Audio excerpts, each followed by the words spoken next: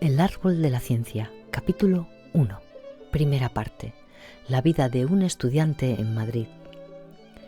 Andrés Hurtado comienza la carrera. Serían las 10 de la mañana de un día de octubre. En el patio de la Escuela de Arquitectura, grupos de estudiantes esperaban a que se abriera la clase. De la puerta de la calle de los estudios que daba a este patio iban entrando muchachos jóvenes que al encontrarse reunidos se saludaban, reían y hablaban. Por una de estas anomalías clásicas de España, aquellos estudiantes que esperaban en el patio de la Escuela de Arquitectura no eran arquitectos del porvenir, sino futuros médicos y farmacéuticos. La clase de Química General del año preparatorio de Medicina y Farmacia se daba en esta época en una antigua capilla del Instituto de San Isidro convertida en clase, y ésta tenía su entrada por la Escuela de Arquitectura. La cantidad de estudiantes y la impaciencia que demostraban por entrar en el aula se explicaba fácilmente por ser aquel primer día de curso y del comienzo de la carrera. Ese paso del bachillerato al estudio de facultad siempre da al estudiante ciertas ilusiones, le hace creerse más hombre, que su vida ha de cambiar. Andrés Hurtado, algo sorprendido de verse entre tanto compañero, miraba atentamente arrimado a la pared la puerta de un ángulo del patio por donde tenían que pasar. Los chicos se agrupaban delante de aquella puerta como el público a la entrada de un teatro. Andrés seguía apoyado en la pared cuando sintió que le agarraban del brazo y le decían «¡Hola, chico!». Hurtado se volvió y se encontró con su compañero de instituto, Julio Aracil. Habían sido condiscípulos en San Isidro, pero Andrés hacía tiempo que no veía a Julio. Este había estudiado el último año del bachillerato, según dijo, en provincias. «¿Qué? ¿Tú también vienes aquí?», le preguntó Aracil. «Ya ves». «¿Qué estudias?» «Medicina». «¡Hombre, yo también! Estudiaremos juntos». Aracil se encontraba en compañía de un muchacho de más edad que él, a juzgar por su aspecto, de barba rubia y ojos claros.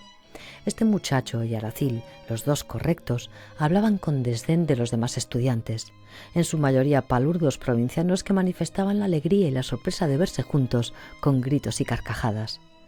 Abrieron la clase y los estudiantes, apresurándose y apretándose como si fueran a ver un espectáculo entretenido, comenzaron a pasar. «Habrá que ver cómo entran dentro de unos días», dijo Aracil burlonamente. «Tendrán la misma prisa para salir que ahora tienen para entrar», repuso el otro.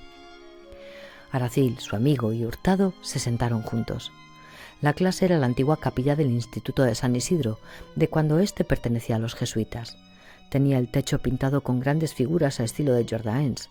En los ángulos de la Escocia los 4 evangelistas y en el centro una porción de figuras y escenas bíblicas. Desde el suelo hasta cerca del techo se levantaba una gradería de madera muy empinada con una escalera central, lo que daba a la clase el aspecto del gallinero de un teatro. Los estudiantes llenaron los bancos casi hasta arriba. No estaba aún el catedrático, y como había mucha gente alborotadora entre los alumnos, alguno comenzó a dar golpecitos en el suelo con el bastón. Otros muchos le imitaron, y se produjo una furiosa algarabía. De pronto, se abrió una puertecilla del fondo de la tribuna, y apareció un señor viejo, muy empaquetado, seguido de 2 ayudantes jóvenes. Aquella aparición teatral del profesor y de los ayudantes provocó grandes murmullos. Alguno de los alumnos más atrevidos comenzó a aplaudir, y viendo que el viejo catedrático no solo no se incomodaba, sino que saludaba como reconocido, aplaudieron aún más. «Esto es una ridiculez», dijo Hurtado. «A él no le debe parecer eso», replicó Aracil riéndose, «pero si es tan majadero que le gusta que le aplaudan, le aplaudiremos». El profesor era un pobre hombre presuntuoso, ridículo. Había estudiado en París y adquirido los gestos y las posturas amaneradas de un francés petulante. El buen señor comenzó un discurso de salutación a sus alumnos, muy enfático y altisonante, con algunos toques sentimentales. Les habló de su maestro Liebig, de su amigo Pasteur, de su camarada Berthelot, de la ciencia, del microscopio. Su melena blanca, su bigote engomado, su perilla puntiaguda que le temblaba al hablar, su voz hueca y solemne le daban el aspecto de un padre severo de drama, y algunos de los estudiantes que encontró este parecido recitó en voz alta y cavernosa los versos de don Diego Tenorio cuando entra en la hostería del Laurel en el drama de Zorrilla. «Que un hombre de mi linaje descienda a tan ruin mansión». Los que estaban al lado del recitador irrespetuoso se echaron a reír, y los demás estudiantes miraron al grupo de los alborotadores. «¿Qué es eso? ¿Qué pasa?», dijo el profesor poniéndose los lentes y acercándose al barandado de la tribuna. ¿Es que alguno ha perdido la herradura por ahí? Yo suplico a los que están al lado de ese asno que rebunda con tal perfección que se alejen de él, porque sus coces deben ser mortales de necesidad. Rieron los estudiantes con gran entusiasmo. El profesor dio por terminada la clase retirándose, haciendo un saludo ceremonioso, y los chicos aplaudieron a rabiar. Salió Andrés Hurtado con Aracil, y los dos, en compañía del joven de la barba rubia, que se llamaba Montaner, se encaminaron a la Universidad Central, en donde daban la clase de zoología y la de botánica. En esta última, los estudiantes intentaron repetir el escándalo de la clase de química, pero el profesor, un viejecillo seco y malhumorado, les salió al encuentro y les dijo que de él no se reía nadie, ni nadie le aplaudía como si fuera un histrión. De la universidad, Montaner, Aracil y Hurtado marcharon hacia el centro. Andrés experimentaba por Julio Aracil bastante antipatía, aunque en algunas cosas le reconocía cierta superioridad, pero sintió aún mayor aversión por Montaner. Las primeras palabras entre Montaner y Hurtado fueron poco amables. Montaner hablaba con una seguridad de todo algo ofensiva. Se creía, sin duda, un hombre de mundo. Hurtado le replicó varias veces bruscamente. Los dos condiscípulos se encontraron en esta primera conversación completamente en desacuerdo.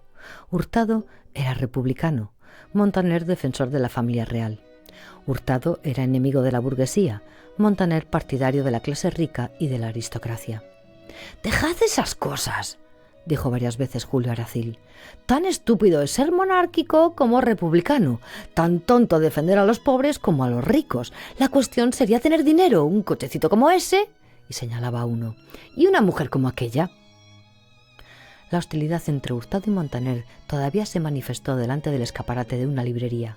Hurtado era partidario de los escritores naturalistas, que a Montaner no le gustaban. Hurtado era entusiasta de Espronceda, Montaner de Zorrilla. No se entendían en nada. Llegaron a la Puerta del Sol y tomaron por la carrera de San Jerónimo. «Bueno, yo me voy para casa», dijo Hurtado. «¿Dónde vives?», le preguntó Aracil. «En la calle de Atocha». «Pues los tres vivimos cerca». Fueron juntos a la plaza Antón Martín y allí se separaron con muy poca afabilidad. Los estudiantes. En esta época era todavía Madrid una de las pocas ciudades que conservaba espíritu romántico. Todos los pueblos tienen, sin duda, una serie de fórmulas prácticas para la vida, consecuencia de la raza, de la historia, del ambiente físico y moral. Tales fórmulas, tal especial manera de ver, constituye un pragmatismo útil, simplificador, sintetizador. El pragmatismo nacional cumple su misión mientras deja paso libre a la realidad. Pero si se cierra este paso, entonces la normalidad de un pueblo se altera, la atmósfera se enrarece, las ideas y los hechos toman perspectivas falsas. En un ambiente de ficciones, residuo de un pragmatismo viejo y sin renovación, vivía el Madrid de hace años. Otras ciudades españolas se habían dado alguna cuenta de la necesidad de transformarse y de cambiar. Madrid seguía inmóvil, sin curiosidad, sin deseo de cambio. El estudiante madrileño, sobre todo el venido de provincias, llegaba a la corte con un espíritu donjuanesco, con la idea de divertirse, jugar, perseguir a las mujeres, pensando, como decía el profesor de química con su solemnidad habitual, quemarse pronto en un ambiente demasiado oxigenado. Menos el sentido religioso, la mayoría no lo tenían ni les preocupaba gran cosa la religión. Los estudiantes de las postrimerías del siglo XIX venían a la corte con el espíritu de un estudiante del siglo XVII, con la ilusión de imitar, dentro de lo posible, a don Juan Tenorio y de vivir, llevando a sangre y a fuego amores y desafíos. El estudiante culto, aunque quisiera ver las cosas dentro de la realidad e intentar adquirir una idea clara de su país y del papel que representaba en el mundo, no podía. La acción de la cultura europea en España era realmente restringida y localizada a cuestiones técnicas. Los periódicos daban una idea incompleta de todo. La tendencia general era hacer creer que lo grande de España podía ser pequeño fuera de ella, y al contrario, por una especie de mala fe internacional. Si en Francia o en Alemania no hablaban de las cosas de España o hablaban de ellas en broma, era porque nos odiaban. Teníamos aquí grandes hombres que producían la envidia de otros países: Castelar, Cánovas, Echegaray. España entera y Madrid, sobre todo, vivía en un ambiente de optimismo absurdo. Todo lo español era lo mejor. Esa tendencia natural a la mentira, a la ilusión del país pobre que se aísla, contribuía al estancamiento, a la fosilificación de las ideas.